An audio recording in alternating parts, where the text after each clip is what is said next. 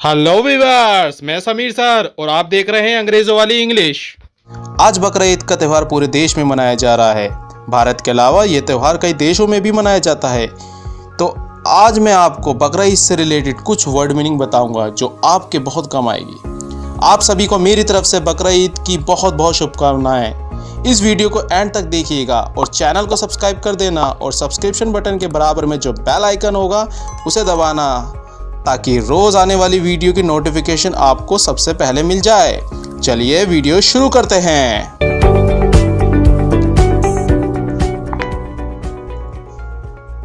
Guys, तो पहला word है हमारा ईद।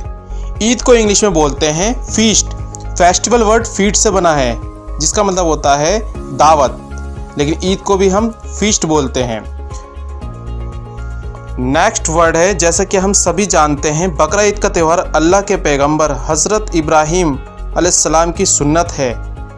तो सबसे पहले पैगंबर को क्या कहते हैं? पैगंबर का मतलब होता है पैगाम लाने वाला, और पैगंबर को इंग्लिश में बोलते हैं मैसेंजर। बात करते हैं अपने नेक्स्ट वर्ड की। तो सुन्नत को क्या कहते हैं? सुन्नत का मतलब होता है रिवाज, जिसको इंग्लिश में बोलते हैं कस्टम। तो सबसे पहले हम ईद वाले दिन उठ के सबसे पहले हम नमाज पढ़ने जाते हैं, तो नमाज को इंग्लिश में बोलते हैं सलाह। इसे नमाज भी कहा जाता है। और अगर बात करूं ईद की नमाज को, तो ईद की नमाज को बोलते हैं ईद प्रेयर।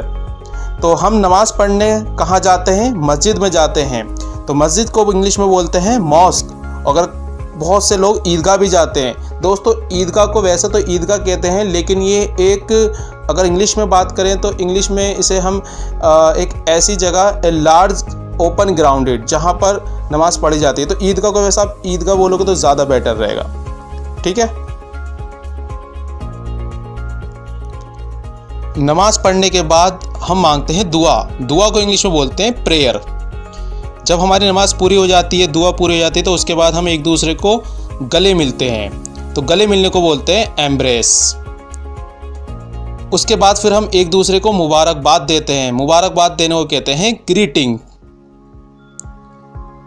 जैसा कि मुसलमानों का रिवाज है, वो ईद पे ज़्यादातर सफ़ेद कपड़े पहनते हैं। सफ़ेद कपड़े को बोलते हैं वाइट अटायर। उसके बाद जब हम नमाज़ पढ़ के घर पे वापस जाते हैं तो रास्ते में कुछ मज़लूम और गरीब फ़कीर होते हैं जिसे हम चंदा देते हैं। तो इस चंदा को जैसा कि हम जानते हैं ज़कात कहते हैं, और ज़कात को इंग्लिश में बोलते हैं चैरिटी। और फ़ित्रे को बोलते हैं डिस्पोजिशन। जो ज़कात और फ़ित्रा जो होती है वो माल के हिसाब से दिया जाता है। जितना आपके पास माल होता है उसके अकॉर्डिंग दिया जाता है। और माल को इंग्लिश में बोलते हैं वेल्थ, या जितना आपके पास ख़जाना है, ख़जाने को बोलते हैं ट्रेज़र। और ये जो ज़कात फ़ित्रा दिया जाता है वो मुस्तहिक यानी कि जो इसका हकदार होता है उसे दिया जाता है। तो इसे इंग्लिश में बोलते हैं डिज़र्विंग। और ज़कात और फ़ित्रा ये वाजिब होता है। ज़कात वाजिब होती है और वाजिब को इंग्लिश में बोलते हैं ऑब्लिगेटरी।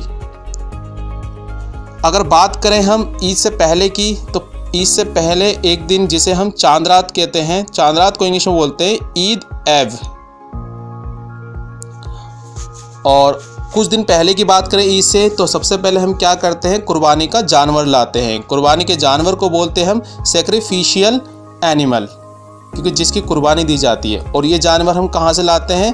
तो जिस मार्केट से लाते हैं उसे मवेशी मार्केट बोलते हैं, और उसे इंग्लिश में बोलते हैं कैटल मार्केट। क्या बोलते हैं? Cattle market. और जब हम जानवर ले आते हैं तो हम उन्हें क्या खिलाते हैं? चारा खिलाते हैं। और चारा को कहते हैं फूडर।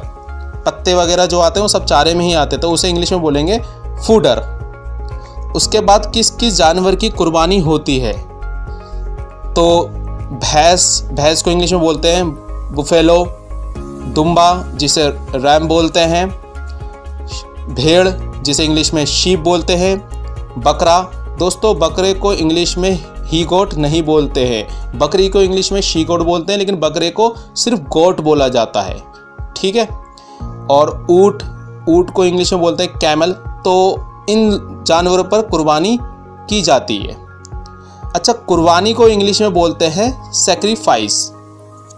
और जब हम कुर्बानी करते हैं तो उससे पहले हम जो पढ़ते हैं उन्हें आयत बोलते हैं, और अंग्रेज़ी में इसे बोलते हैं वर्स।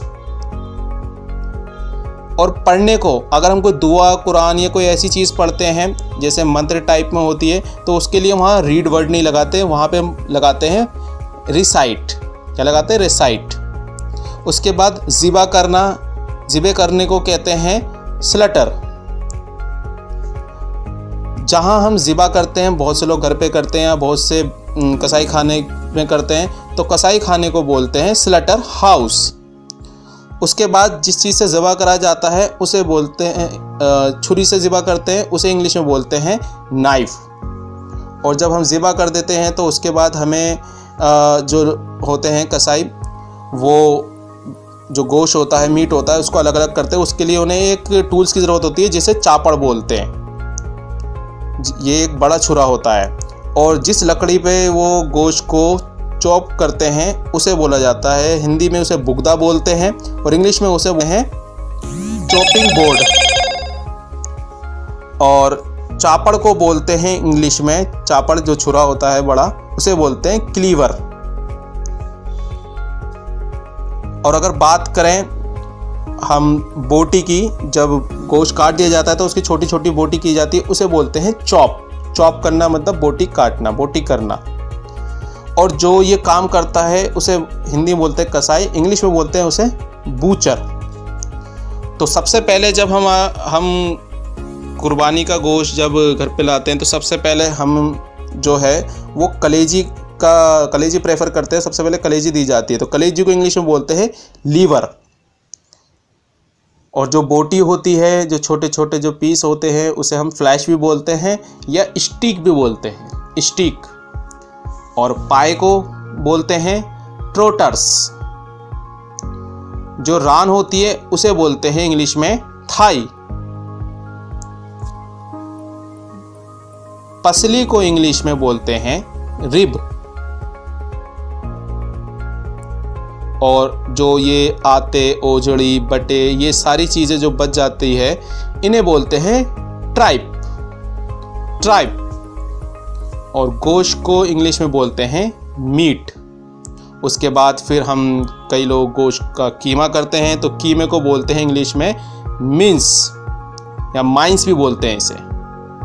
और जब जानवर की हम खाल उतार लेते हैं तो ये जो खाल होती है इसे हम बोलते हैं हाइड। इसे स्किन नहीं बोलते, इसे हाइड बोलते हैं। उसके बाद बकरे को गोश्त को बोलते हैं हम मटन। और भैंस के गोश्त को या भैंस के गोश्त को बोलते हैं हम बीफ। और ये सब सारी चीज़ें होने के बाद फिर हम क्या लगाते हैं? हिस्सा लगाते हैं गोश्त का, कि हम अपने कहाँ रिश्तेदारों में, दोस्तों में, जानने वालों को देना है। तो हिस्से को कहते हैं डिस्ट्रीब्यूट या डिस्ट्रीब्यूशन।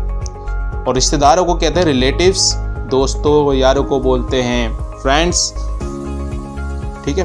और जब ये सारी चीज़ें हो जाती है उसके बाद जब हम तैयार चीज़ें तो करते हैं, तो कई लोगों की पसंदीदा चीज़ जो है वो कबाब होती है। कबाब को इंग्लिश में बोलते हैं सॉसेज। और सॉसेज के साथ चटनी हो तो मज़ा ही आ जाए कुछ और, तो चटनी को बोलते हैं यहाँ पे सॉस। अब रेड चिली सॉस होना चाहिए या ग्रीन, या आप पे डिपेंड करता है।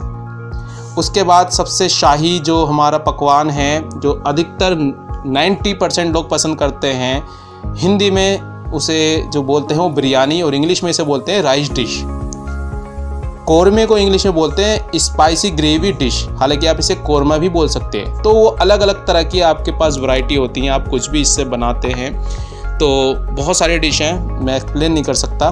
तो इस तरह से मैंने आपको सारी चीज़ें बता दी कि ईद से पहले से क्या होता है, ईद वाले दिन क्या करते हैं और क्या क्या चीज़ें रिवाज होते हैं, ये मैंने सारी चीज़ें आपको बता दी।